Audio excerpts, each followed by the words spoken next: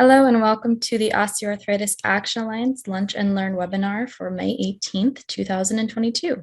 Our presenter today is Dr. Russell Pate, who is a professor in the Department of Exercise Science in the Arnold School of Public Health at the University of South Carolina. Dr. Pate is an exercise physiologist with interests in physical activity and physical fitness in children and in the health implications of physical activity. He has published more than 400 scholarly articles and has authored or edited 8 books. His research has been supported by the National Institutes of Health and the U.S. Centers for Disease Control and Prevention, as well as several nonprofit organizations, private foundations, and corporations. He also heads a research team that is supported by multiple grants from the National Institute of Health. In the past, he has served on the U.S. Dietary Guidelines Advisory Committee, the U.S. Physical Activity Guidelines Advisory Committee, and several National Academy of Medicine panels. He currently serves as the Executive Director of the National Physical Activity Plan. Dr. Pate's presentation today is entitled, "How Can We Know Where to Go Without a Plan? The U.S. National Physical Activity Plan." Dr. Pate, I'll now turn it over to you. Well, thank you so much. I really am very pleased to be with everyone this morning. Thank you so much for joining. I know our time is limited, so I'll kind of run right through my presentation, and we'll look forward to responding to any questions or comments that you might have at the end of the presentation. What I plan to do here for the next few minutes is do a quick history of the National Physical Activity Plan, overview of the current organization and content of the plan, and then mention some current activities of the National Physical Activity Plan and the Physical Activity Alliance with which it is now affiliated. And I'll kind of address some of that history this morning. Starting point, of course, is to define what we're talking about. And a physical activity plan has been defined as a comprehensive set of strategies, including policies, practices, and initiatives aimed at increasing physical activity in all segments of the population. And of course, that last phrase takes on increasing weight and emphasis, as we move forward. Very clear that if we're going to have increases in physical activity at the overall population level, a major way that we'll get there is to address that issue in segments of the population where disparities are particularly prevalent. So my first set of comments here will be on the development of the U.S. National Physical Activity Plan. I'm going to do just a brief history, and this history now extends 15 years from beginning in 2007. Next slide. This process started, as I say, in 2007 with an initial investment of funding from CDC. This was at the time when the first iteration of the Physical Activity Guidelines for Americans was being finalized and readied for public release. And the thought process was that as important as physical activity guidelines will be for the advancement of physical activity and public health, the guidelines alone would not be enough to move the dial. And so the National Physical Activity Plan was conceptualized as very much a partner to the Physical Activity Guidelines for Americans. An initial step was to establish a public-private partnership to manage development of the National Physical Activity Plan, and that's an approach that is not necessarily typical of the way this work has been done in countries around the world. Very often it's been only a public agency undertaking, but we opted to do it as really a private-public partnership with the managing entity sitting outside of government. In 2010, the first National Physical Activity Plan was released. In 2013, decision was made to form a not-for-profit 501c3 organization, the National Physical Activity Plan Alliance, to sustain, manage, nurture, and advance the National Physical Activity Plan. Next slide. That organization over the following years undertook a number of special projects that I'll mention briefly in a few minutes. In 2016, the second iteration of the National Physical Activity Plan, a thorough update, was released. In 2019, very important organizational development was initiated that led to the merger of the National Physical Activity Plan Alliance with two other partnering organizations, the National Coalition for Promoting Physical Activity and the National Physical Activity Society. And in 2020, a new organization resulting from that merger called the Physical Activity Alliance was launched. Next slide. This slide shows the organizational partners that contributed to the development of the National Physical Activity Plan. They're quite diverse and include some fairly large not-for-profit health organizations, as well as a number of others that have important roles to play in physical activity as it applies in a range of clinical and public health settings. Next slide. Next, I'm going to overview the current content of the National Physical Activity Plan as reflected in the second edition that was released in 2016. Next slide. Key component of the National Physical Activity Plan are several overarching priorities, and I'll mention each of these briefly. They are conceptualized as very important developmental steps for the physical activity public health field, and if and when implemented would have impact across all of the sectors that are the kind of key elements of the National Physical Activity Plan. These include really an expanded investment at the federal level in an Office of Physical Activity and Health. We, of course, recognize that we have at CDC very important physical activity and health branch and Office of Disease Prevention and Health Promotion that has played a very important role in developing physical activity guidelines. The idea here is that there would be an expanded federal investment in an office, maybe more or less analogous to the Office of Tobacco Use and Health. A second is expanded activity and comprehensive surveillance system. We have a surveillance system. I guess it can be called a system that monitors physical activity in certain elements of the population and in certain important ways, but it's a kind of Swiss cheese and has some important gaps that need to be filled. Next, we need careful monitoring. It's really related to the surveillance issue, but we believe it would be desirable to have a national physical activity report card that covers all elements of the population and that is carefully produced on a regular basis. We need better and more effective physical activity policy development. We have an enormously robust body of research evidence that supports the physical activity health relationship. We need to do more and better work in translating that to policy and ultimately to policy advocacy. Next step, next slide. The National Physical Activity Campaign is something that we really have never done in a comprehensive way in the US, and we think we should. We certainly have pieces and elements and a starting point right now with the work being done at ODPHP and CDC, but we haven't really had a large scale, ongoing, sustained national physical activity campaign. We need more and better state and local physical activity action plans. There are some in some states and not others, and we need overall increased funding for physical activity initiatives. Next slide.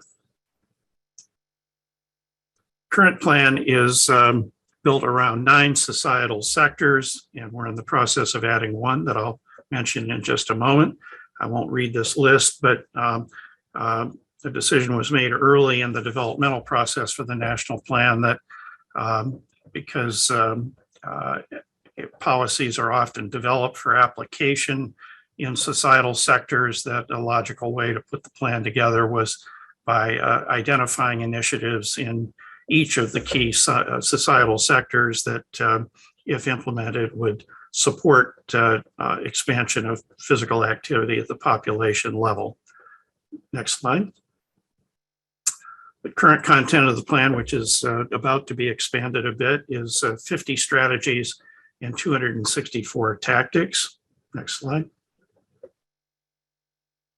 And I obviously don't have time this morning to do a comprehensive review of the current content, but I am going to take a moment to do sort of a Whitman sampler here to give you a feel for how the plan is structured. So one of the societal sectors is public health, and strategy 1 in the public health sector reads that public health organizations should develop and maintain a workforce with competence and expertise in physical activity and health, and that has ethnic, cultural, and gender diversity. Next slide. And then there are several tactics for that strategy. I'll mention only a couple. One is to promote efforts by CDC, professional societies, and academic institutions to provide training and capacity building in the use, adaptation, and evaluation of evidence-based physical activity promotion strategies. And next slide. And a second tactic in this public health strategy is increase the number of MPH programs that provide training on physical activity and its promotion, increase the number of graduates from these programs. And so there are a number of additional strategies and tactics for the public health sector. Next slide. Given the nature of the group that is participating in the program today, I thought I'd mention healthcare as well. Strategy 1 in the healthcare sector reads that healthcare systems should increase the priority of physical activity, assessment, advice, and promotion. And next slide. And tactic 1 for that strategy is use a systems approach to implement, evaluate, and fund interventions that are effective in improving physical activity in both children and adults. Next slide. And the second is make physical activity a patient vital sign that all healthcare providers assess and discuss with their patients. And for those that are not familiar with the National Physical Activity Plan, I certainly encourage you to pull the plan up after the call today and take a close look at strategies and tactics in this healthcare sector, which I think are very, very relevant to the work that many on the call today would be doing. Next slide. So a few of the key accomplishments of the National Physical Activity Plan over the last decade or so. Next slide. One is development of a U.S. report card on physical activity in children and youth. There have been 3 iterations, and we're about to release later this year a 4th iteration of this report card. It's part of a very large international effort that releases report cards in a large number of countries on a coordinated basis. The second project is a detailed compilation and catalog of state physical activity plans, which was released in 2019. By the way, all these special projects are posted on the website, or the products of these projects are posted on the website for your review. 3 publications were produced related to secular changes in physical education attendance and policies. Next slide. U.S. report card on walking and walkable communities was released in 2017. And a year later, important document on promoting walking and walkable communities, set of cross-sectoral recommendations was released. A framework for evaluation of communities of practice in physical activity and public health was released in 2019. Next. There's been quite a lot of activity in the last 5 years in the physical activity surveillance area. Actions to enhance physical activity surveillance in the U.S. was released as a document collaborative with the National Academy of Medicine's Physical Activity Innovation Collaborative, and that report's available for your review. It was released last year. Next slide. A number of position papers have been released in the last couple of years in the context of the COVID pandemic. One was address that, overall relationship. And then 4 papers were released on physical activity in youth during COVID, focused on specific school-related age groups. Next slide. And we have an ongoing relationship with the Frameworks Institute, which is a group that conducts communication research, much of it in the in the health arena. And we've been working collaboratively with this group for several years now. And one phase 1 project has been completed. And again, the product of this is available on the website. It includes expert interviews, media scans, interviews in 3 communities, and a set of preliminary conclusions about how people view physical activity as a as a public health initiative. Next slide. And very much on the front burner for our organization right now is that we're in the process of adding content for a 10th sector, which will be military settings. It's a very comprehensive set of strategies and tactics, and we are right now in the process of planning the release of this content for the mid part of this year. So hope you'll stay attentive to this new material that we think will be a very important addition to our to the overall physical activity plan. Next slide.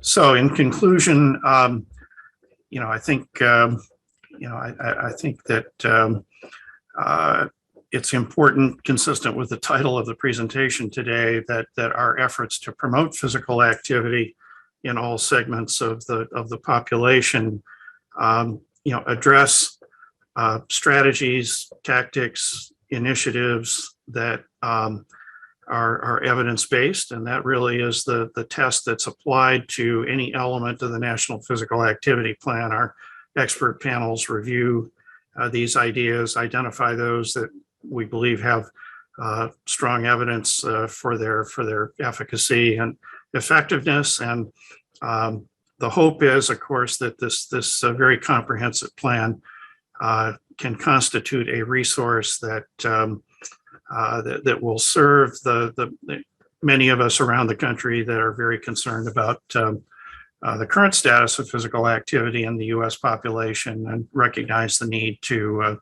undertake efforts to promote higher levels of physical activity in our population. I think just to conclude, recent evidence regarding the impact of physical activity on outcomes associated with the COVID pandemic are just one more set of strong evidence that argues for the important impact of physical activity in public health.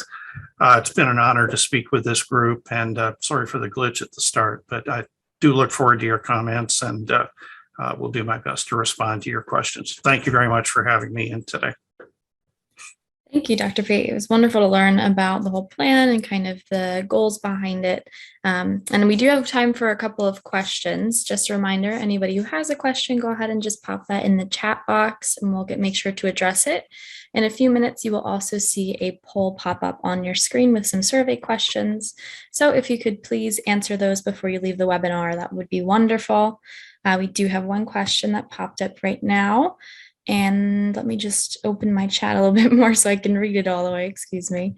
All right. So my first question is, what are some strategies for working with healthcare providers to incorporate physical activity as a vital sign? Right. Well, that really is the content of the healthcare sector of the National Physical Activity Plan. And I guess I'll mention just one, but there is an endorsement for the idea that we need better referral networks. I know in the healthcare setting, referral is a very common process, but it's not common for physical activity. We think one way to sort of expand our efforts in this area and to become more effective is to, at the community level, establish strong relationships between clinical practices and community-based organizations that provide high quality physical activity services. So, I read I read the tactic that refers to, the vital sign. That's really about sort of expanding our efforts to assess patient physical activity, behavior, and status in the clinical environment. But we all know people aren't going to become more physically active literally in the clinic very often. More typically, that's going to be at home and in the community. And so there is an endorsement for the idea that better referral networks would be helpful in most communities. Absolutely. Another question that we have is, how is physical activity distinguished from exercise in the plan, or is it? Yeah, well, thank you for that question. Yeah, I mentioned the work that we're doing with the Frameworks Institute, which really is about how can we more effectively communicate with the public and policy makers about physical activity. And I think one thing we've learned from our initial work with the Frameworks Institute is this is complicated. Different people really do not understand the term physical activity necessarily in a uniform, homogeneous way. It's variable. Technically, among the expert panels, exercise would be considered a subset of physical activity. So physical activity basically is inclusive of so all forms of muscle generated movement. Exercise, on the other hand, is generally a term that's applied to planned structured physical activity. I think what we've learned from our initial work with the Frameworks Institute is that the public tends to identify, quote, physical activity as exercise. They tend to think of it as planned, structured physical activity that people do because they've thought about it. They've created a plan and a structure, and they have a place to do it and a certain form of activity. The whole idea that physical activity also includes, and much of it tends to be unstructured physical activity is a concept that's not that well understood by the public. Great, thank you.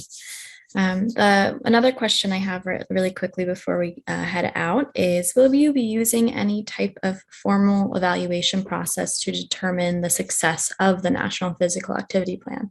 Yeah, very timely question. Yeah, we have a 5-year sort of strategic plan, and right now our sector standing committees are completing the review of the current content of the national plan. We committed some time ago to a 10-year revision cycle for the plan, but 10 years is a long time to wait to take a look at your current material.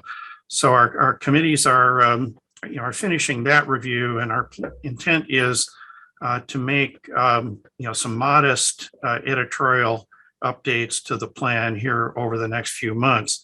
The next major step in our 5-year strategic plan is to do just what was suggested, and that is a systematic evaluation of the plan, meaning that each of the strategies and tactics in the plan will be reviewed by the relevant sector standing committee to determine the extent to which each has been attained or progress has been made toward attainment. I'll mention that this evaluation phase will come just before we launch into the next full revision of the plan, which is targeted for release in 2026.